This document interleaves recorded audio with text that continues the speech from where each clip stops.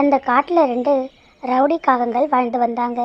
அந்த காகங்கள் ரவுடித்தனம் பண்ணி மற்றவங்க கிட்ட இருக்கிற பொருள்களை பறித்து ரொம்ப வசதியாக வாழ்ந்து வந்தாங்க.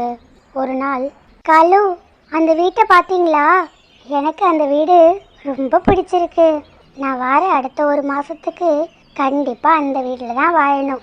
எனக்கு அந்த வீடு நிச்சயமாக வேணும். ஏதாவது பண்ணி எனக்கு அந்த வீட்டை வாங்கித்தாங்க. சரிங்க மகாராணி அம்மா.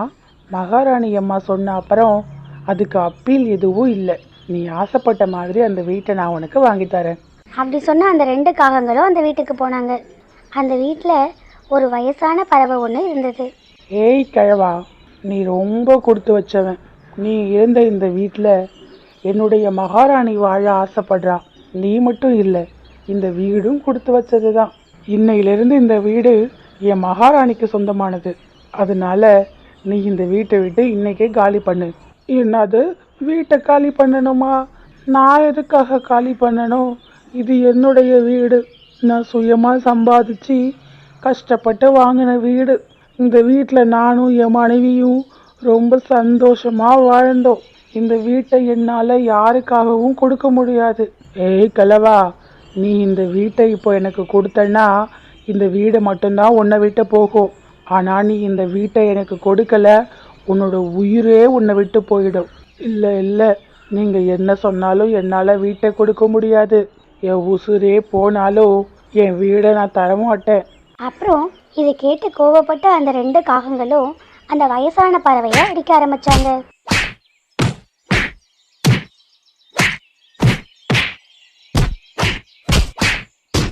வலி தாங்க முடியாத அந்த வயசான பறவை, ஐயா, என்ன அடிக்காதீங்க.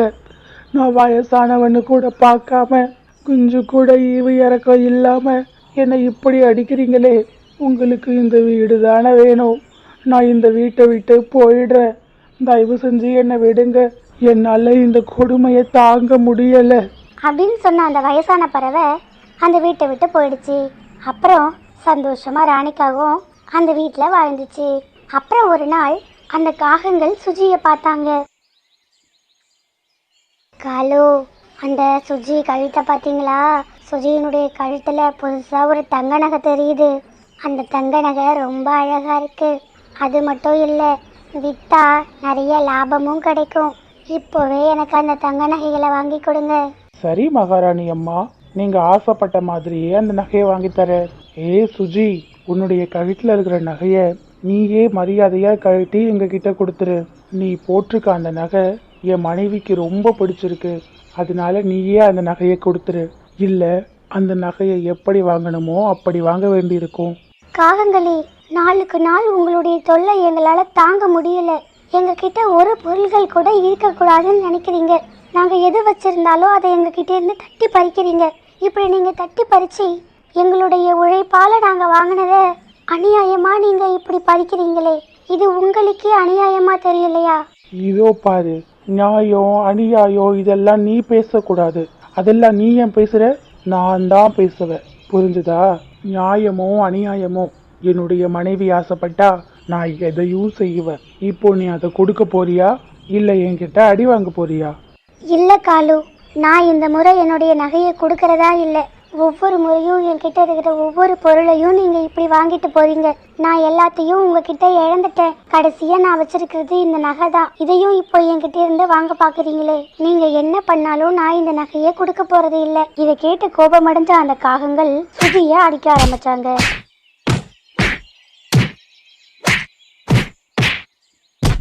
வலி தாங்க முடியாத சுஜியும், ஐயோ என்னை விட்டுடுங்க, ஐயோ இந்த நகையை நான் கொடுத்துட்றேன், என்னை விட்டுடுங்க அப்படின்னு சொல்லி அந்த நகையை அவங்க கிட்ட கொடுத்துருச்சு.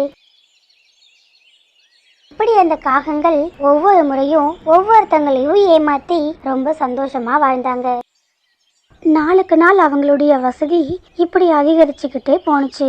எந்த உழைப்புமே இல்லாம அந்த காகங்கள் உயர்வையும் அடைஞ்சாங்க. இப்படி ரொம்ப சொகுசா வாழ்ந்த அந்த காகங்களுக்கு பேராசை இன்னும் அதிகமாக ஆரம்பிச்சது. காலு, இந்த காட்டுல மட்டும் நாம ரவுடித்தனம் பண்ணியே இவ்வளோ சம்பாதிச்சிட்டோம். அப்படி இருக்கும்போது பக்கத்து காட்டுலயும் நம்ம ரவுடித்தனம் பண்ண ஆரம்பிச்சா எவ்வளோ வசதியா வாழலாம். அதுக்கப்புறம் நாம தான் இந்த காட்டுக்கே ராஜா.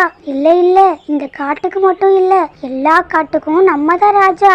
ஆமா ராணி, நீ சொல்றது ரொம்ப சரி. நாம நாளைக்கே நம்முடைய வேலைய ஆரம்பிக்கலாம். நாளைக்கு நாம பக்கத்து காட்டுக்கு போய் அங்க இருக்க பறவைங்க கிட்டயும் ரவுடித்தனம் பண்ணி நிறைய சம்பாதிக்கலாம்.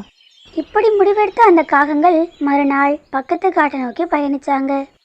அந்த காட்டுல இருந்து நிறைய பறவைகள் கிட்ட ரவுடித்தனம் பண்ணி நிறைய பணங்களையும் எடுத்துக்கிட்டு தங்களுடைய வீட்டை நோக்கி வரும்போது பயங்கரமான இடி மின்னலோட பலத்த மழையும் பெஞ்சது.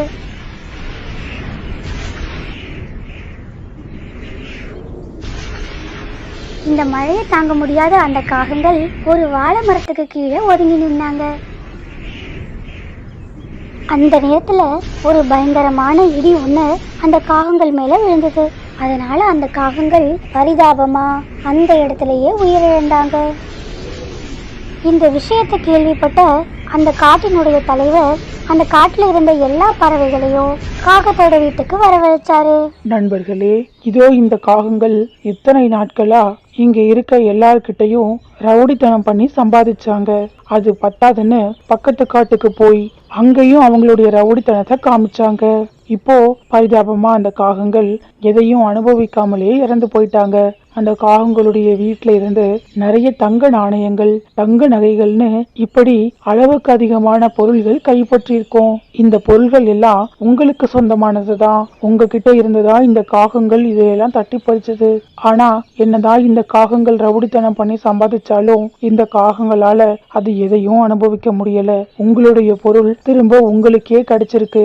உங்களுடைய பொருள்களை நான் உங்களுக்கு பகிர்ந்து கொடுக்கிறேன் அப்படின்னு சொன்ன அந்த காட்டினுடைய தலைவர் அங்க இருந்த பொருள்களை ஆளுக்கு பாதியா பிரிச்சு எல்லாருக்கும் பகிர்ந்து கொடுத்தாரு. அந்த காகங்கள் சுஜி கிட்ட இருந்து பறிச்ச தங்க நாணயங்களோட சேர்த்து சுஜியினுடைய தங்க நகையும் சுஜி கிட்டயே திரும்ப போயிடுச்சு. அப்புறம் அந்த வயசானவருடைய வீடும் திரும்ப அந்த வயசானவருக்கே போய் சேர்ந்தது. திரும்ப எல்லா பறவைகளும் ரொம்ப சந்தோஷமா வாழ ஆரம்பிச்சாங்க. நண்பர்களே, இந்த கதையில் இருந்து நாம தெரிஞ்சுக்கிறது என்னன்னா, நாம கஷ்டப்பட்டு சம்பாதிச்ச எந்த பொருளும் நம்மளை விட்டு போகாது. அது எப்படியாவது நம்மள வந்து சேர்ந்துடும். அது மட்டும் இல்லாம நாம அடுத்தவங்களுடைய பொருளை அநியாயமா தட்டி பறிக்க கூடாது. அப்படி நாம தட்டி பறிச்சோம்னா நம்மளால அந்த பொருள்களை கடைசி வரைக்கும் அனுபவிக்க முடியாமலே போயிடும்.